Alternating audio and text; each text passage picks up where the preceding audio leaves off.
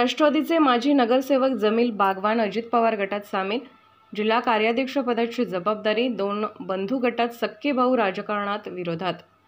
जयंत पाटील गटाला मिरजेमधून आणखी एक धक्का। याबाबत अधिक माहिती अशी की राष्ट्रवादी पक्षात विभाजन झाल्यापासून राष्ट्रवादी पक्षाला खिंडार लागणे सुरू आहे। राष्ट्रवादी पक्षातून राज्यभरातून गळती होऊन उपमुख्यमंत्री अजितदादा पवार गटात सामील होत असल्याचे चित्र दिसत आहे। आज मुंबई येथे उपमुख्यमंत्री अजितदादा पवार यांच्या हस्ते जमील बागवान यांचा पक्षप्रवेश झाला।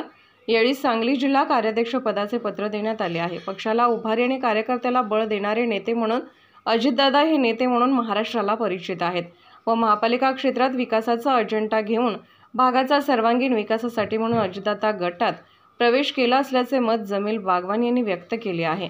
हा पक्ष माजी महापौर इद्रिस नायकवडी यांच्या मार्गदर्शनाखाली झाला।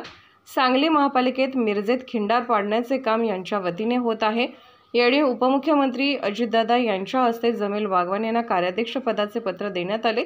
यावेळी सुनील तटकरे, माजी महापौर इद्रिस नायकवडी, जिल्हाध्यक्ष पद्माकर जगदाळे यांच्यासह अनेक मान्यवर उपस्थित होते।